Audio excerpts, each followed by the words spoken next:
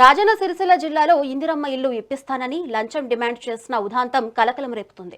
ఇల్లు మంజూరు కోసం మున్సిపల్ వైస్ చైర్మన్ దర్గా సందీప్ ₹1,00,000 అడిగారని బాధితురాలు ప్రజావాణితో కలెక్టర్కు ఫిర్యాదు చేశారు.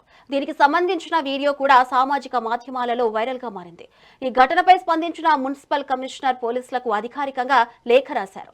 కమిషనర్ ఫిర్యాదు ఆధారంగా సిరిసిల్ల టౌన్ పోలీసులు మున్సిపల్ వైస్ చైర్మన్ పై కేసు నమోదు చేసి దర్యాప్తు చేపట్టారు.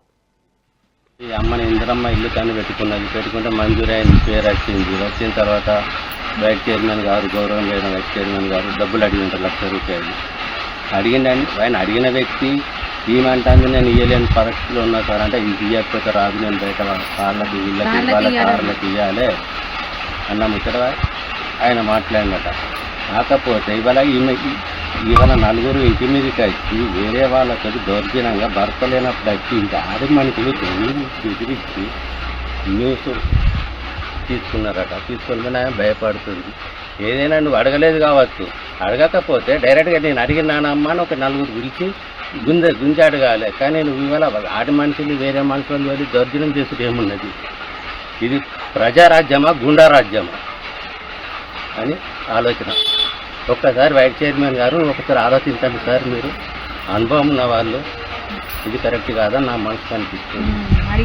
ఒకవేళ నువ్వు అదే నిజమైతే, నువ్వు అడగలేదన్న నిజమైతే ఆమె తడి బట్టలతో గుళ్ళే దొస్తుంది, నువ్వు దొత్తావా? అదే మన బంగారు మైసమ్మ తల్లి విగ్రహం కాడికి మేము వస్తాం. ఆమె నాకు చిన్నమ్మ అవుతుంది కాబట్టి ఆమెను తీసుకొని వస్తారు, నేను గుళ్ళకి తీసుకొస్తా, నువ్వు వస్తావా? ఇదే నిరూపణ. అండంపేట చెప్తున్నా, నేను ఇందిరమ్మ ఇల్లుకు పెట్టుకున్నా, పోతే ₹1,00,000 డిమాండ్ చేసేది. నాతో కావాలని అన్న సపై రిటర్న్ వచ్చిన ಅವರು మళ్ళా నా ఇంటి వీనికి వచ్చారు. నీ పనిపోయిన లేని చూసి ఆమెను భయపట్టించి వీడియో తీసుకొని పోయారు. నేను లేని చూసి వచ్చి నాకు ఫోన్ చేస్తే నేను అటా ఉంటూ ఉడికొచ్చిన ఆమెకు భయపడుతుంది. నాకు ఇందిరమ్మ ఇల్లుకు పెట్టుకుంటే ఇట్లా చేసారు. అత్త రాకుంటే నేను తిరిగి గూనీలే మరి స్టాప్ అని పెట్టారు. దాని గురించి నేను పోయినా పోలేదు అన్నాడు కాదు, 2 సార్లు ఆయన కలిసి ఇల్లు కలిసి ఇల్లు పెట్టుకుని నేను అచ్చితాడు చేస్తా అని వైస్ చైర్మన్ అన్నాడు. వాస్తవంగా అన్నాడు. నేను అవాదమాలతో కాదు, దేనికంటే దానికి నేను సిద్ధంగానే పైసలు అడిగిండు.